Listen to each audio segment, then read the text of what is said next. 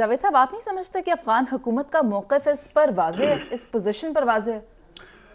دیکھو افغان حکومت کا موقف تو پہلے دن سے واضح ہے. وہ ٹی ٹی پی ایلیمنٹس کو جب انہوں نے ریلیز کیا تھا تو انہوں نے پاکستان سے کہا تھا جی آپ ان سے بات چیت کریں اور ان کے ساتھ جو بھی سیٹلمنٹ کرنی ہے کریں, لیکن وہ اپنے گھر میں ان کے خلاف آپریشن کرنے سے قاصر تھے, اس لیے کہ ان کو ڈر تھا کہ اگر ہم ان کے خلاف آپریشن کریں گے تو یہ IS اور جیش کے ساتھ نہ مل جائیں, تو اس لیے وہ چیز ادھر چلی گئی. لیکن دیکھنے کی چیز کیا ہے, کل کا دن پاکستان کی تاریخ میں یاد رکھا جائے گا.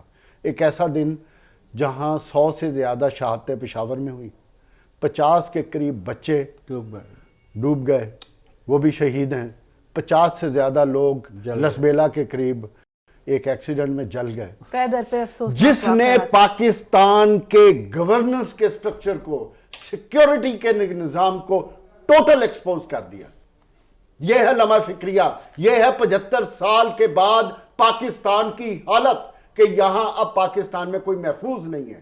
گورننس کا نظام یہ ہے کہ جو مرضی جیسے مرضی کرے, جس کو مرضی مار دے, یا کوئی حفاظتی سٹرکچر, کوئی ایسا SOPs نہیں ہے کہ جس کو فالو کرتے ہوئے کوئی سسٹم ہو. سسٹم ہم نے کھو دیے, برباد کر دیے ہیں. اور اس وقت ہمیں اس بات کو یاد رکھنا چاہیے کہ جو امن ہم نے 70-80 ہزار شہادتیں دے کے حاصل کیا تھا, $100 ارب کے زیادہ سے زیادہ کا نقصان کر کے حاصل کیا تھا, اور یہ عوام سے آپ نے اور کتنی شہادتیں لینی ہیں؟ یہ میں حکمرانوں سے پوچھ رہا ہوں جو اس ملک کو پچھلے 75 سال سے گورن کر رہے ہیں, طاقت رکھتے ہیں, سیاست کر رہے ہیں, جن کو اپنی طاقت اور اپنی سیاست کے کھلواڑ سے فرصت نہیں ہے کہ پاکستان ڈوب رہا ہے. معیشت کی حالت آپ دیکھ لیں, آج IMF کو آپ پریزنٹیشن دے رہے ہیں کہ اور کتنا برباد ہونا آپ نے. سیکیورٹی کے حالات آپ کے سامنے, گورننس کے حالات آپ کے سامنے, ریجن میں ساری ممالک آپ سے آگے چلے گئے. یہ ہے پاکستان. ٹھیک ہے, شرم آنی چاہیے ہمیں, اور ہمیں اب یہ سوچنا پڑے گا کہ آیا ہم نے مل بیٹھ کے جو نیشنل ایکشن پلان تھا اس کے مطابق معیشت کو اور سیکیورٹی کو امپروو کرنا ہے مل جل کے, یا اپنے ہی لڑائیوں میں لڑ کے جو ابھی جو کچھ بچا ہے اس کو بھی برباد کرنا ہے. یہ ہے سوچنے کی بات. جاوید صاحب آپ کیا کہیں گے, قاف لیگ کا سیاسی مستقبل کیا ہے؟ قاف لیگ کا سیاسی مستقبل ویسے بھی پہلے بھی نہیں تھا, وہ سہاروں پہ چلنے والی ایک پارٹی تھی, تو ایونچولی اپنے ایک انجام کو پہنچ گئی. بنیادی طور پہ چوہی شجاعت صاحب کے خلاف چوہی پرویز صاحب نے ایک لچ تلی تھی, وہ ان کو الٹ پٹ گئی, وہ بات ختم ہوگی, کیونکہ کانسٹیٹیوشنلی وہ کر نہیں سکتے تھے, اس کا ایک ٹائم پیریڈ ہے, الیکشن کمیشن نے ہمیں بتایا تھا. بنیادی طور پہ یہ ایک پرویز الہی اپنی پولیٹیکل ریلیونس کو مینٹین کرنے کے لیے یہ سارا کام کر رہے تھے, تو اس کا میں سمجھتا ہوں کہ سیاسی طور پہ پہلے بھی مستقبل نہیں تھا, کیونکہ انہوں نے اپنے رستے جدا کر لیے تھے اور اپنے آپ کو PTI کے ساتھ اٹیچ کر لیا تھا, اور چوہی شجاعت اور چوہی سالک نے اپنے آپ کو پاکستان مسلم لیگ نون کے ساتھ اٹیچ کر لیا تھا. دیکھنے کی چیز کیا ہے کہ ہمارے معاشرے اور سیاست میں جو ایک بڑی اچھی چیز ہوتی تھی رواداری, اور چودھریوں کے خاندان میں یہ رواداری کا ایک ایلیمنٹ تھا جس میں چوہی شجاعت ایک فیس تھے اور پولیٹیکلی پرویز الہی سیاست کرتے تھے. اور آج وہ ختم تو خیر پہلے پچھلے 8-10 مہینے سے ختم ہو گئی تھی, جب چودھری شافع کو سیٹ کے اوپر پرویز الہی نے کہا کہ آپ الیکشن نہیں لڑیں گے, آپ کی فیملی کو ایک ہی سیٹ ملے گی, اور فائنینشیل کنٹرول مونس کے پاس چلے گئے تھے. ڈویژنز تو تب ہو گئی تھی, یہ تو اب ایونچولی اپنے انجام کو پہنچے ہیں.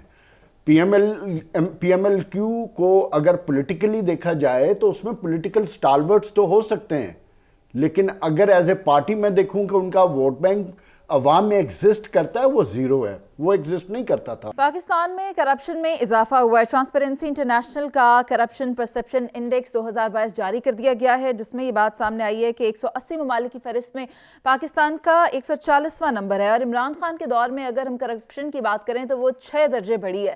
میں چاہوں گی جاوید صاحب آپ بتائیں کہ کیوں کرپشن پر قابو نہیں پایا گیا, کیوں اس کے خلاف کارروائی نہیں کی گئی جو لوگ کرپشن کر رہے تھے؟ 1985 آنورڈ پاکستان میں الحمدللہ کرپشن ایک ایسی چیز تھی جس کو سسٹم کا حصہ بنا دیا گیا, اور اسی سسٹم کا جب حصہ بنا تو جو سسٹم کے رکھوالے تھے انہوں نے اس کو پروٹیکشن بھی پرووائڈ کی, اور اس کا نتیجہ یہ نکلا کہ دن بدن پاکستان میں جس جمہوریت اور جس آئین کو ہم سپریم سمجھتے ہیں وہ دن بدن عوام کو ان کے حقوق دینے سے قاصر ہوتا گیا. اور آج وقت وہ آ گیا کہ آج پاکستان ڈیٹ ٹریپ میں پھنس گیا ہے. گورننس کی جب ہم پہلے بات کر رہے تھے اتنے برے طریقے سسٹم میں پھنس گیا ہے کہ جہاں اب پاکستان کو نکلنے کا کوئی چانس نہیں. پولیٹیکل پولرائزیشن اس حد تک ہے کہ ایک دوسرے کو جب ہم کرپشن کا نام لیتے ہیں احتساب کی بات کرتے ہیں تو اس کو ایک لفظ کا نام دیا جاتا ہے کہ پولیٹیکل وکٹمائزیشن کی جاتی ہے. بنیادی طور پہ عمران خان کے دور میں اپنے مخالفین پر نیب استعمال کی گئی, اس کا حاصل وصول کچھ بھی نہیں ہوا, اور الحمدللہ جو لوگ 16-17 ارب روپے جن پہ کرپشن کے چارجز اسٹیبلش ہو چکے تھے ان کو جہازوں میں بٹھا کر لایا گیا اور حکمرانی تحفے میں دے دی گئی. جب آپ کا سٹرکچر ایسا ہوگا تو کرپشن, میں تو سمجھتا ہوں یہ 140واں نمبر ہی کم ہے. پاکستان کو تو کرپشن اور گورننس میں 190ویں نمبر پہ ہونا چاہیے. جو ادھر حالات بن گئے کہ اتنی ٹیلنٹڈ قوم, 240 ملین کی قوم جو 1990 تک پاکستان پورے ایشیا کی سب سے بومنگ اکانومی تھی, سب سے آگے جانے والی قوم تھی, وہ آج سب سے پیچھے رہ گئی ہے. کیوں؟